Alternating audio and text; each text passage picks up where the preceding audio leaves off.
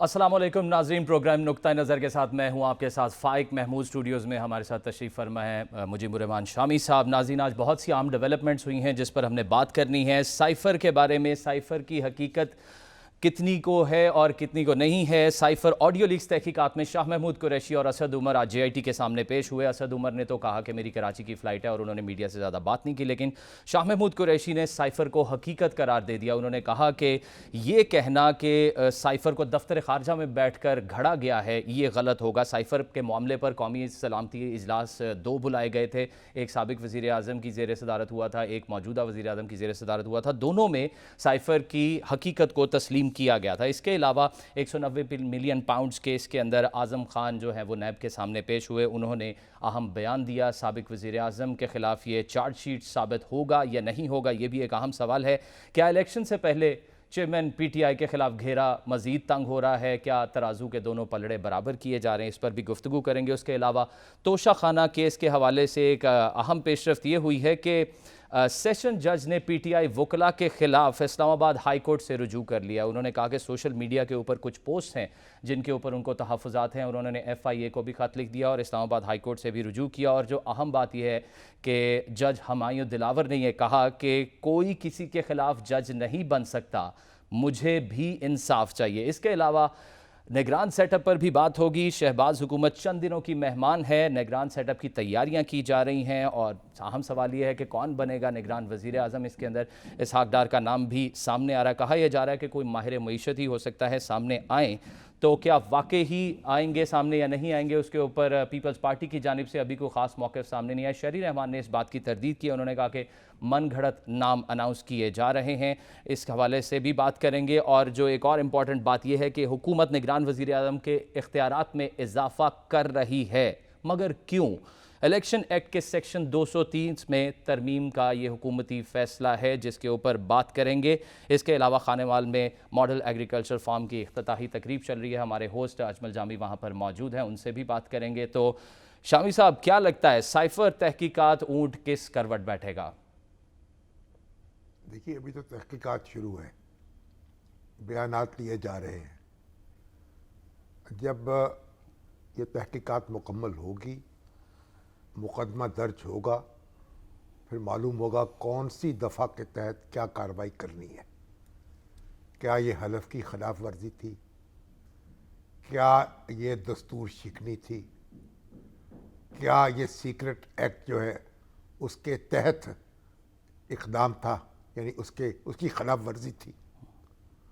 تو یہ سب باتیں ابھی ہوا میں ہیں۔ سائفر تو ایک حقیقت تھا، یعنی جو سفیر تھے واشنگٹن میں پاکستان کے، انہوں نے ایک امریکی اہلکار سے اپنی گفتگو کے حوالے سے یہ سائفر بھیجا تھا۔ لیکن سوال یہ ہے کہ کیا اس سائفر کے مندرجات عام کیے جا سکتے تھے؟ کیا ان کو ٹوسٹ دیا جا سکتا تھا؟ کیا آفیشل سیکرٹ ایکٹ کی خلاف ورزی میں آئے گا؟ کیا ان سے سیاسی فائدہ اٹھایا جا سکتا تھا؟ کیا اس سے پلے کیا جا سکتا تھا؟ اور کتنا اس میں حقیقت تھی اور کتنا مبالغہ اس میں ہوا؟ تو یہ سب سوالات ہیں، کیونکہ اس طرح کے سائفر جو ہیں، جو ماہرین تو یہ کہتے ہیں کہ یہ معمول کی کارروائی ہے۔ مختلف سفارتکار جو ہیں وہ اس طرح کے سائفر بھیجتے رہتے ہیں، جہاں وہ متعین ہوتے ہیں وہاں کی حکومتوں سے ان کی نرم گرم گفتگو ہوتی رہتی ہے، اس سے وہ وزارت خارجہ کو آگاہ کرتے رہتے ہیں، اور پھر وزارت خارجہ اپنا رد عمل دیتی رہتی ہے۔ جیسے اس حوالے سے بھی ہوا کہ اس کو ڈیمارش کر دیا جائے، اس پر اعتراض کر دیا جائے، اس پر کچھ حرف احتجاج جو ہے وہ واشنگٹن بھجوا دیا جائے، تو بس یہ ہو گیا۔ مگر اس طرح کے سائفر جو ہیں ان کو ٹوسٹ کر کے یا ان میں مبالغہ کر کے وہ سیاست کا موضوع نہیں بنتے، اور سیاسی معاملات کے ساتھ ان کو جوڑا نہیں جاتا۔ تو اب جو الزام لگایا جا رہا ہے وہ تو یہ ہے نا کہ یہ کہا گیا کہ ایک سازش ہوئی ہے اور یعنی امریکہ کے ساتھ مل کر پاکستان کے اداروں نے اور سیاستدانوں نے رجیم چینج کی ہے، حکومت تبدیل کی ہے، اور جبکہ حکومت تبدیل ہوئی تھی نو کانفیڈنس کے ذریعے سے، دستور میں جو طریقہ کار درج ہے کسی بھی حکومت کے ختم کرنے کا، وہ یہ ہے کہ آپ اس کے خلاف تحریک عدم اعتماد پیش کرتے ہیں۔ اگر اکثریت کی حمایت اس کو حاصل ہو جائے تو حکومت رخصت ہو جاتی ہے۔ تو پاکستان کی پہلی تاریخ میں پہلی بار کسی حکومت کے خلاف قرارداد عدم اعتماد منظور ہوئی، پی ٹی آئی کی حکومت ختم ہوئی اور اس کے جو مخالف تھے انہوں نے حکومت بنا لی۔ تو اس میں جو سازش کا عنصر شامل کیا گیا اور اس حوالے سے جو لوگوں کو یعنی مبینہ طور پر گمراہ کیا گیا اور ایک ہنگامہ اٹھایا گیا، اب کیا یہ کوئی قانون کی خلاف ورزی تھی اور کتنی سنگین ہے، اس پہ کیا کارروائی کی جائے گی؟ تو سر اعظم خان کا جو بیان ہے جو آپ کے سامنے انہوں نے جو پیش ہوئے اور انہوں نے وہاں پر جو اپنا بیان ریکارڈ کرایا، تو کیا آفیشل سیکرٹ ایکٹ کے تحت چیئرمین پی ٹی آئی کے خلاف یہ چارج شیٹ ثابت ہو سکتا ہے؟ دیکھیے وہ بیان جو ہے وہ نیب کی کارروائی ہے، وہ اور مقدمات میں ہو رہی ہے، وہ القادر ٹرسٹ کا کیس ہے، یہ ایف آئی اے تفتیش کر رہی ہے۔ اب میرا خیال ہے کہ اس میں جو چالان ہے یا مقدمہ قائم کرنا ہے وہ ایف آئی اے کو کرنا ہے۔ تو ابھی اعظم خان صاحب بھی جو کہیں گے اس کی حیثیت گواہ کی ہوگی نا ان کی، اور پھر وہ کورٹ میں جا کے کیا کہتے ہیں اس کے بعد دیکھیں گے۔ تو اس ساری تفتیش سے ابھی تک جو تحقیقاتی ادارے ہیں انہوں نے نتیجہ برآمد نہیں کیا، یعنی حکومتی وزراء جو ہیں وہ تو خواہشات کا اظہار کرتے رہتے ہیں اور بڑی سخت کارروائی کی خواہش بھی رکھتے ہیں۔ ان کا خیال ہے کہ اس میں کئی سال قید کی سزا ہو سکتی ہے، اس میں ڈسکوالیفیکیشن ہو سکتی ہے، اور اس میں یہ کہا جا رہا ہے کہ دستور شکنی آرٹیکل 6 لگ سکتی ہے، لیکن اس سے کئی ماہرین قانون اس سے اور آئین اس سے اختلاف بھی کرتے ہیں۔ وہ سمجھتے ہیں کہ آرٹیکل 6 کے تحت کارروائی نہیں ہو سکتی، بہر آرٹیکل 6 کے تحت کارروائی ہوگی تو وہ بھی پھر وفاقی کابینہ اس کی منظوری دے گی۔ تو اب ہونا یہ چاہیے کہ یہ جو تفتیش ہے یہ جلد مکمل ہو اور جو ایف آئی اے ہے جو اقدام کرنا چاہتی ہے وہ اقدام کرے۔ تو سر کیا آپ کو سابق وزیر اعظم چیئرمین پی ٹی آئی کے خلاف گھیرا مزید تنگ ہوتا نظر آ رہا ہے الیکشن سے پہلے؟ ان کو لگتا ہے آپ کو کہ الیکشن سے پہلے ان کو نااہل کر دیا جائے گا؟ دیکھیں ان کے مخالف جو ہیں ان کی تو کوشش ہے، لیکن اس میں عدالتی کارروائی بھی تو ہونی ہے نا۔ یعنی یہ صرف انتظامی حکم سے تو آپ کسی کی سیاست جو ہے اس کو مقید نہیں کر سکتے۔ تو جب مقدمہ قائم ہوگا وہ کتنا سنگین ہوگا، کون سی دفعات لگائی جائیں گی، کیا اس میں سزا ہو سکے گی، اور پھر وہ ناقابل ضمانت ہوگا اور یا کہ ضمانت نہیں ملے گی اگر گرفتاری کر لی جاتی ہے چیئرمین کی۔ تو اب یہ ظاہر سوالات ہیں جن کے لیے ہمیں انتظار کرنا پڑے گا۔ سر سائفر معاملے میں جب آڈیو لیک تحقیقات کے لیے جب شاہ محمود قریشی آج پیش ہوئے اور اسد عمر پیش ہوئے جے آئی ٹی کے سامنے، اس کے بعد انہوں نے میڈیا سے گفتگو کی، شاہ محمود قریشی نے اپنے ناظرین کو وہ بھی سنواتے ہیں۔ انہوں نے کہا سر کہ جو ہے نا وہ یہ سیاسی مقاصد کے لیے اس کو استعمال کیا جا رہا ہے۔ انہوں نے کہا کہ اگر جو ہے وہ اس کی صاف اور شفاف تحقیقات ہو جائیں تو دودھ کا دودھ پانی ہو جائے گا۔ اسد عمر نے کیا کہا اپنے ناظرین کو وہ بھی سنوا دیتے ہیں۔ تو سر کیا لگتا ہے آپ کو جس طرح سے شاہ محمود قریشی؟ جی سر۔ شاہ محمود قریشی صاحب رانا ثناء اللہ کے بقول شریک ملزم ہیں۔ رانا صاحب کی سے اگر آپ پوچھیں تو وہ تو ان کو شریک جرم سمجھتے ہیں۔ اب ہر معاملے میں تو سپریم کورٹ تحقیقات کر نہیں سکتی، اور سپریم کورٹ نے اس تحقیقات سے گریز کیا ہے اور پھر جہاں غیر ملکی طاقت انوالو ہے وہاں اعلیٰ ترین عدالت جو ہے وہ کیسے تحقیقات کرے گی، وہاں بہت ہی پیچیدگیاں پیدا ہو جائیں گی۔ تو اب تو معاملات یہ تفتیشی اداروں کے پاس ہے، ایف آئی اے کے پاس ہے، اب عدالتی تحقیقات کا معاملہ نہیں ہے۔ وہ جو تفتیش ہوگی، مقدمہ قائم ہوگا، پھر عدالت میں چلے گا، اس سے صفائی کا موقع بھی ملے گا، چیئرمین کو بھی ملے گا اور وائس چیئرمین کو بھی ملے گا اگر انہیں ملزم بنایا گیا یا گواہ بنایا گیا۔ تو اس کے بعد پھر فیصلہ عدالت کا صادر ہوگا۔ تو عدالتی تحقیقات تو اب نہ ہوگی نہ اس وقت اس کی ضرورت ہے۔ اب تو معاملہ ایک دوسری طرف چل نکلا ہے، اور کیونکہ یہ جو موجودہ حکومت ہے اب اس کی مدت کم رہ گئی ہے، اب چند روز کے اندر یہ معاملہ نپٹانا ہوگا، اور اگر آرٹیکل 6 کے تحت کارروائی کی سفارش ہوتی ہے تو پھر وفاقی کابینہ یہ فیصلہ کر سکے گی اور کوئی اس کا مجاز نہیں ہے۔ تو اب گھیرا تو تنگ ہو رہا ہے سر، نگران سیٹ اپ کے اوپر بھی کریں گے بات۔ گھیرا اس حد تک تنگ ہو رہا ہے سر کہ الیکشن کمیشن نے توہین الیکشن کمیشن میں گرفتار کر کے چیئرمین پی ٹی آئی کو کل پیش کرنے کا حکم دے دیا۔ مارنے والے سے بچانے والا بھی تو زیادہ طاقتور ہوتا ہے نا۔ تو وہ آپ دیکھتے ہیں کہ وہ مارنے والا جو ہے ان پر قابو پاتا ہے، یا بچانے والا جو ہے ان کی مدد کو آتا ہے۔ بالکل سر، گھیرا تو اس حد تک تنگ ہو رہا ہے، میں جس طرح سے آپ کو بتا رہا تھا، الیکشن کمیشن توہین الیکشن کمیشن کیس کے اندر صبح کل اسلام آباد میں گرفتار کر کے کورٹ میں پیش کرنے کا اصل میں وہ تو دیکھیں نا کہ وہ الیکشن کمیشن کے بارے میں بڑی غیر محتاط گفتگو کی انہوں نے۔ ہمارے فواد چودھری صاحب جو ہمارے بھائی ہیں انہوں نے بھی کی، انہوں نے بھی تو میرا خیال معذرت کر لی، وہ بھی پیش ہوئے، اور خان صاحب نے بھی بہت غیر محتاط تھے۔ آئینی ادارے جو ہیں ان کا احترام کرنا چاہیے، ان پہ تنقید کرتے ہوئے بھی بڑی احتیاط کا مظاہرہ کرنا چاہیے، بڑے لیڈروں سے یہ توقع ہوتی ہے۔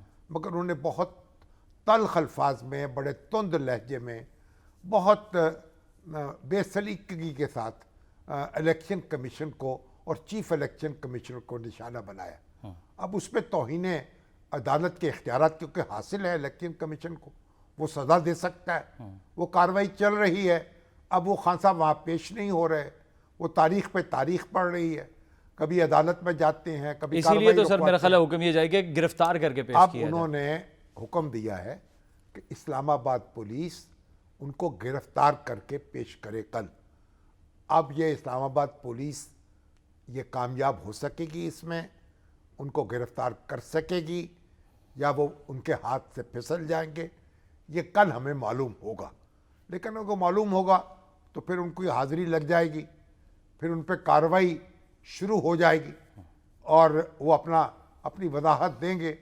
ہو سکتا ہے معذرت کر لیں، جیسے انہوں نے پہلے ایک جج صاحبہ کے بارے میں ریمارکس دیے، پھر معذرت کر لی، اور ہو سکتا ہے الیکشن کمیشن اس معذرت کو قبول بھی کر لے۔ لیکن اس وقت یہ ہے ان کی حاضری کو یقینی بنانے کے لیے وارنٹ جاری کیے گئے۔ جو بڑے لیڈر ہیں ان کو عدالتوں کے سامنے، آئینی اداروں کے سامنے پیش ہونے سے گریز نہیں کرنا چاہیے، پیش ہونا چاہیے، عدالتوں کا کیسز کا سامنا کرنا چاہیے، کیس کا سامنا کرنا چاہیے، اپنا موقف بیان کرنا چاہیے۔ یہ کوئی اچھی نظیر قائم نہیں ہو رہی۔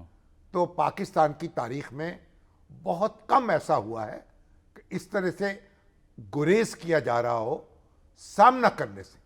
تو اب توقع رکھنی چاہیے کہ کل یہ معاملہ جو ہے کسی نہ کسی صورت آگے بڑھے گا۔ سر، نگران سیٹ اپ کے بارے میں آج کل ہر کسی اس میں بھی میں ایک بات اور عرض کرنا چاہتا ہوں۔ جی سر، جو ہمارے بھائی ہیں محمود الرشید صاحب، جو پنجاب پی ٹی آئی کے بڑے رہنما ہیں اور بڑے پرانے پارلیمنٹیرین ہیں، بڑے باوقار آدمی ہیں، با کردار آدمی، اور بڑی طویل سیاسی جدوجہد ہے ان کے۔ وہ اب اس وقت جیل میں ہیں 9 مئی کے واقعات کے حوالے سے۔ کل ان کے بارے میں سوشل میڈیا پہ یہ خبر چل گئی کہ ان کو دل کا دورہ پڑا ہے، اور بعض تو یہاں تک چلے گئے ہاسپٹل لے کے خدا نہ ان کا خواستہ انتقال ہو گیا، ان کو وہ دنیا سے رخصت ہو گئے ہیں۔ ایک تشویش کی لہر دوڑی, کہا گیا ان کو ہسپتال سے واپس منگوایا گیا ہے, کسی نے کہا ان کو ہسپتال جانے نہیں دیا, لوگ کہہ رہے تھے ملنے نہیں دیا جا رہا, اور ملنے نہیں دیا جا رہا. تشویش کی لہر دوڑی, بڑا اضطراب ہوا, میں خود ذاتی طور پر بھی بہت مضطرب ہوا, لیکن پھر ان کا بیان آ گیا کہ میں الحمدللہ خیریت سے ہوں, اللہ کا کرم ہے کہ وہ خیریت سے ہیں.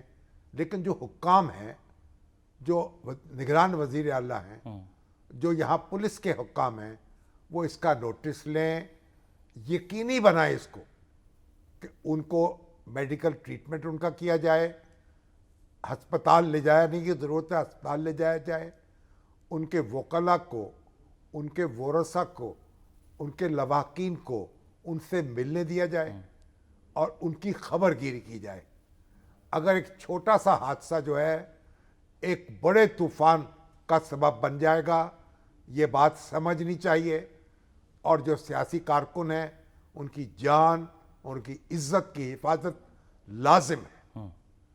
اب آئے نگران سیٹ اپ پر, تو نگران سیٹ اپ پر تو اب کل سے تو بحث چل رہی ہے کہ سر اسحاق ڈار صاحب جو سر ہیں, ایک اسحاق ان کا ڈار صاحب نام آ نے رہا جو گفتگو کی ہے نا, ہم اپنے ناظرین کو پہلے وہ سنوا لیتے ہیں, یہیں سے گفتگو کو آگے بڑھائیں گے.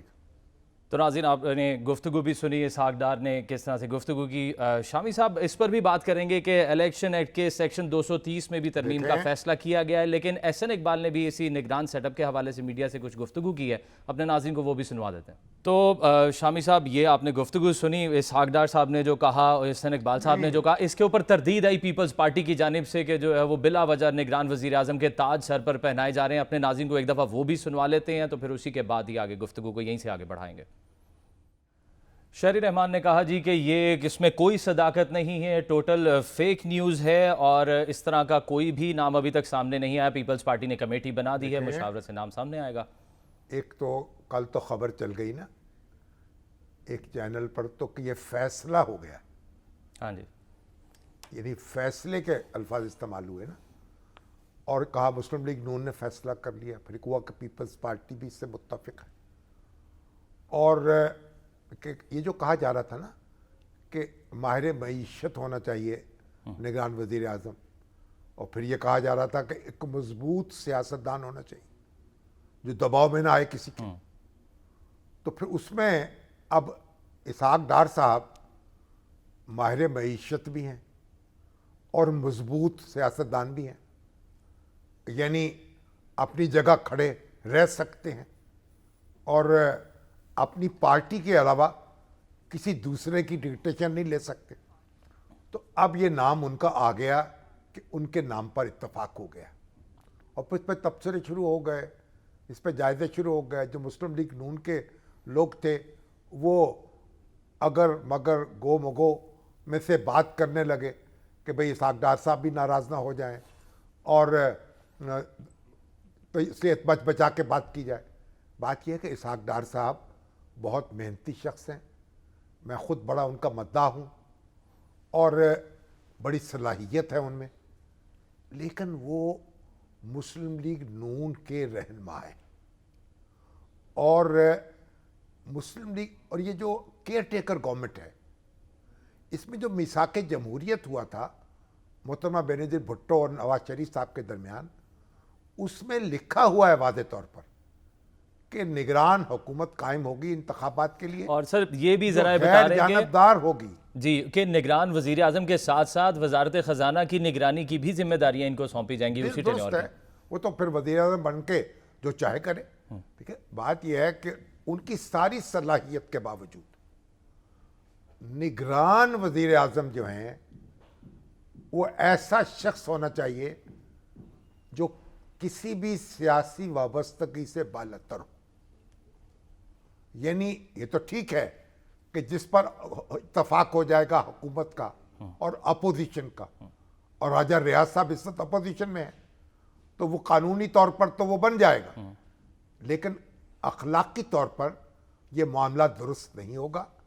جو کیئر ٹیکر گورنمنٹ کا تصور ہے یہ اس کی خلاف ورزی ہوگی, کیونکہ پھر کیئر ٹیکر گورنمنٹ بنتی اس لیے ہے کہ جو سربراہ ہے حکومت کا وہ کسی جماعت کے ساتھ وابستہ نہ ہو.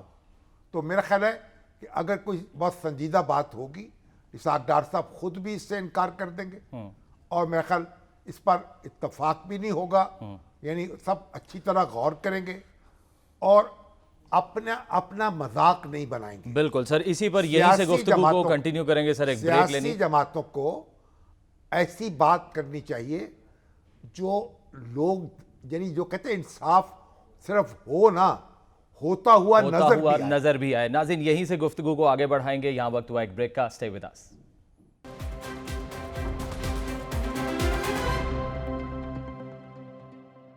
ویلکم بیک ناظرین، گفتگو کا سلسلہ آگے بڑھائیں گے۔ نگران سیٹ اپ کے بارے سے گفتگو ہو رہی ہے۔ حکومت نگران وزیر اعظم کے اختیارات میں اضافہ کرنے جا رہی ہے، مگر کیوں؟ یہ ایک اہم سوال ہے۔ شامی صاحب، الیکشن ایکٹ کے سیکشن 230 میں ترمیم کا حکومت نے یہ فیصلہ کیا، وجہ کیا ضرورت میں؟ یہ ہمارے افتخار چودھری صاحب تھے، ان کا ایک فیصلہ بھی ہے یا ریمارکس ہیں کہ یہ جو نگران حکومت ہے اسے ڈے ٹو ڈے کام کرنے چاہیے، جو یعنی طویل المدت پالیسیز ہیں ان کے حوالے سے کوئی اقدام نہیں کرنا چاہیے۔ اب تو اس کے اختیارات محدود ہیں۔ اب کیونکہ ہم اکنامکلی ایک مشکل صورتحال سے دوچار ہیں اور اس لیے بعض اقدامات کی ضرورت ہو سکتی ہے آئی ایم ایف کے پروگرام کے تحت اور آئندہ یعنی اپنے آپ کو محفوظ بنانے کے لیے، تو اس لیے اس شق میں ترمیم جو ہے وہ کرنے کی بات ہو رہی ہے۔ تو اگر ہوگی ترمیم تو پھر وہ اس کے اختیارات بڑھ جائیں گے، ہاتھ کھلا ہو جائے گا۔ کوشش یہ کی جا رہی ہے کہ منتخب وزیر اعظم کے جو اختیارات بعض لوگوں کو خدشہ بھی لاحق ہو رہا ہے کہ ہاتھ کھول گیا تو زیادہ نہ کھل جائے، وہ چوڑے پاؤں بھی نہ پھیل جائیں، تو یہ بھی ہوگا۔ لیکن بہرحال یہ ویسے تو یہ جو نگران حکومت کا تجربہ ہے نا، وہ کچھ زیادہ کامیاب نہیں رہا، اور اس پر کسی دن اور گفتگو کریں گے ضرور۔ اور جو مقاصد تھے وہ میرا خیال پورے نہیں ہوئے، شکایتیں اسی طرح کی، الزامات اسی طرح کے، اور اگر الیکشن کمیشن کو امپاور کر دیا جائے جیسا کہ ہو چکا ہے تو پھر میرا خیال نگران حکومت کی ضرورت نہیں رہتی۔ لیکن اس کے لیے پھر ترمیم کرنی پڑے گی آئین میں۔ بنگلہ دیش نے تو کر دی ہے اور نگران حکومت کا تصور ختم ہو گیا، یہی سر سوچا جا رہا ہے یہاں پر ترمیم کر کے۔ یہ بات کی بات ہے اس وقت، تو بہرحال اب جو بھی ہے یہ موجودہ حکومت جانے اور نگران وزیر اعظم جانے اس وقت ہم کیا کر سکتے ہیں۔ بالکل صحیح سر۔ توشہ خانہ کیس کے اندر ایک آج بڑی دلچسپ صورتحال پیدا ہو گئی جب جو سیشن جج ہیں ہمایوں دلاور، انہوں نے خود یہ کہا کہ جو خود سے منسوب پوسٹ تھی وہ کمرہ عدالت میں دکھانے پر انہوں نے ایف آئی اے کو خط لکھ دیا، انہوں نے ہائی کورٹ سے بھی اپیل کی ہے، انہوں نے کہا کوئی کسی جج کے لیے جج نہیں بن سکتا، مجھے بھی انصاف چاہیے۔ گویا ان کے ایسی پوسٹیں ان کے نام کر دی گئیں جو انہوں نے نہیں کی تھیں، گویا ایک فیک منسوب کر دی گئی، فیک پوسٹیں جو ہیں ان سے منسوب کر دی گئیں۔ بالکل صحیح۔ اور اس پر ظاہر ہے کہ وہ تلملائے اور ایف آئی اے کو بھی لکھا۔ ویسے تو خود بھی میرا خیال عدالتی افسر ہیں سر، بالکل اسی حوالے سے بات کرنے کے لیے حسیب صاحب ہمارے ساتھ ہیں۔ جی سر، حسیب السلام علیکم۔ وعلیکم السلام۔ آج یہ جب اسلام آباد ہائی کورٹ میں کیا درخواست لے کے پہنچے ہیں جج صاحب؟ سر یہ بیسیکلی وہ فیس بک کے اوپر پیج سے ہی ریلیونٹ ہے، جس کے اوپر جو چیئرمین پی ٹی آئی کے وکیل تھے بیرسٹر گوہر، ان کی جانب سے عدالت میں بھی وہ لہرائی بھی گئی تھی، جس کے اوپر جج ہمایوں دلاور کی جانب سے برہمی کا اظہار بھی کیا گیا تھا۔ اسی وقت ہی ان کی طرف سے جو ہے نا سر یہ کہا گیا تھا کہ اس کے اوپر ہائی کورٹ سے بھی رجوع کیا جائے گا، اور آج برملا طور پہ جج صاحب کی جانب سے یہ کہا گیا کہ ہائی کورٹ سے بھی رجوع کر لیا گیا ہے اور ایف آئی اے سے بھی رجوع کر لیا گیا ہے۔ اس کے ساتھ ساتھ آج اوور آل جو کارروائی تھی اس کے اندر ایک اہم دلچسپ جو بات تھی وہ یہ تھی کہ جب چیئرمین پی ٹی آئی کمرہ عدالت میں آئے تو پی ٹی آئی کے جو لائرز تھے، وکلا تھے، ان کی جانب سے شدید نعرے بازی کی گئی، جس کے اوپر عدالت نے برہمی کا بھی اظہار کیا۔ طارق صاحب کے خلاف جی بالکل، عدالت کے خلاف بھی اور جو ہے چیئرمین پی ٹی آئی کے حق میں یہ نعرے لگائے جا رہے تھے۔ عدالت کے خلاف بھی نعرے لگے؟ पीटीआई चेयरमैन पीटीआई के हक में ये नारे लगाए गए थे, जिसके ऊपर ये बदमज़गी हुई थी और अदालत ने ये कहा था कि ये डेकोरम होता है अदालत का, जिसके ऊपर अदालत ने बरहमी का भी इज़हार किया और कहा कि बाकायदा तौर पे इस पे कानूनी कार्रवाई भी की जाएगी, जिसके ऊपर ख्वाजा हारिस दरमियान में पड़े और उनकी जानिब से माफ़ी भी मांगी गई, वकला की जानिब से जो हरकत की गई थी उसके ऊपर अदालत ने जो है नर्म मिजाजी का मुजाहरा करते हुए ये कहा कि चलें आपकी जी माफ़ कर दिया और मामले को अल्लाह ताला हम सबको माफ़ करे। अब तो जज साहब जो हैं जो मुकदमा चला रहे हैं वो खुद बेचारे कटहरे में खड़े कर दिए गए। बिल्कुल, और उन्होंने कहा कि मुझे भी इंसाफ चाहिए। इल्जामात की बुछाड़ है। अब जज जो है वो इंसाफ का तालिब है। देखिए हाई कोर्ट क्या इंसाफ फराहम करती है उसको। बिल्कुल सही। हसीब मलिक हमारे नुमाइंदे हमारे साथ मौजूद थे, आपका बहुत शुक्रिया। आप चले खानेवाल। बिल्कुल सर, ज़राअत के शोबे में एग्रीकल्चरल मॉडल फॉर्म है, बिल्कुल सर, जिसकी इफ्तिताही तकरीब थी आज। आर्मी चीफ भी मौजूद थे, वज़ीर आला पंजाब भी मौजूद थे और वहाँ एक बड़ा यानी एक बड़ी ज़रई इनकलाब जो है उसकी नवीद सुनाई गई है और उस पर बात कर लेते हैं। बिल्कुल सर, अभी वो उनको मिला रहे हैं और पाकिस्तानी मईशत को सहारा देने के लिए कहा यह जा रहा है कि ज़राअत के शोबे में ये एक बहुत ही अहम संग मील साबित होगा और इकॉनमी को इसकी बहुत बड़ी सपोर्ट मिलेगी। 5000 एकड़ अराजी जो है वो बहुत कम मुद्दत में आबाद कर दी गई है। जदीद टेक्नोलॉजी इस्तेमाल की जाएगी। सर, हमारे इस शो के होस्ट अजमल जामी साहब हमारे साथ लाइन पर मौजूद हैं। वालेकुम जामी साहब। मौजूद थे जी वाइस साहब। सर जनाब, आज आप खानेवाल में हैं तो ये तकरीब क्या थी ये बताइए और फिर इसमें हुआ क्या?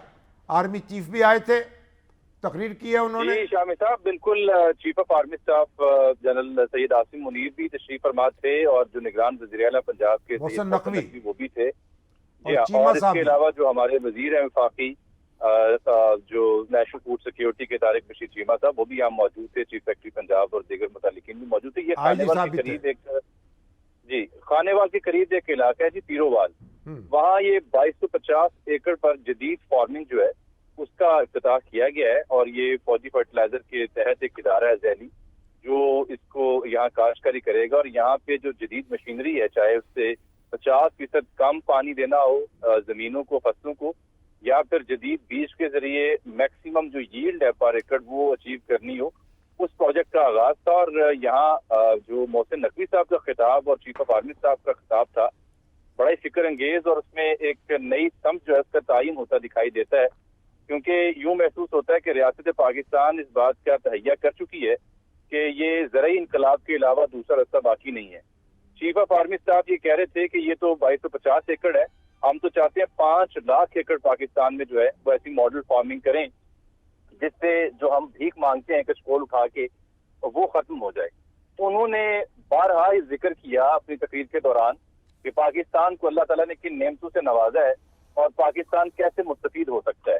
खास बात ये थी कि अपने खिताब में वो बार बार कुरान हकीम की आयात मुबारक और हजरत इकबाल की फिक्र अंगेज अशार का जिक्र करते रहे और ये इरादा नजर आ रहा था, उनकी गुफ्तगू से ये नीयत नजर आ रही थी कि तहैया रियासत कर चुकी। तारिक बशीर चीमा साहब ने बड़ा दिलचस्प जुमला कहा कि चीफ साहब हमें शर्म आती है वैसे सियासतदान कि हम फौज से कह रहे हैं कि ज़री शोबे में हमारी मदद करें। उसका उन्होंने बड़ा दिलचस्प जवाब दिया कि जी ये शर्म की बात नहीं, फख्र की बात है, क्योंकि फौज आपसे है, आप फौज से हैं, अवाम की खिदमत करना हमारे फराइज में शामिल है।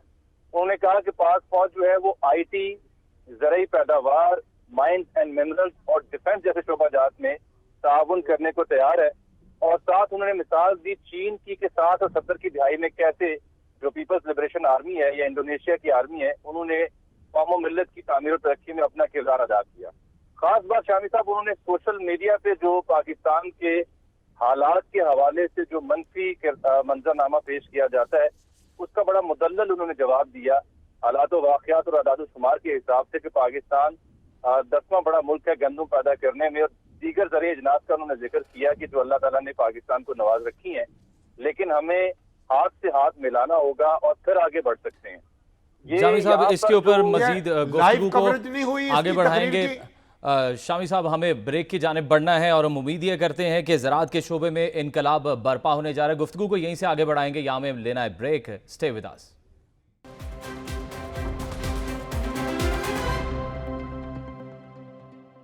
वेलकम बैक नाज़रीन। तो जिस तरह से अजमल जामी साहब बता रहे थे कि ज़राअत के शोबे में इनकलाब बर्पा होने जा रहा है और निगरान वज़ीर आज़म भी कौन बनेगा और बहुत सारे अहम सवालात और जिस पर हमने गुफ्तगू की। शामी साहब हमारे साथ स्टूडियोज़ में। जी सर, ज़राअत के हवाले से कुछ गुफ्तगू बाकी रह गई वो कल करेंगे जामी साहब इंशाल्लाह। कल के प्रोग्राम में अजमल जामी साहब यहाँ पर मौजूद होंगे और यहीं से गुफ्तगू को आगे बढ़ाएंगे। अपने मेज़बान फ़ाइक महमूद को दीजिए इजाज़त। अल्लाह हाफ़िज़।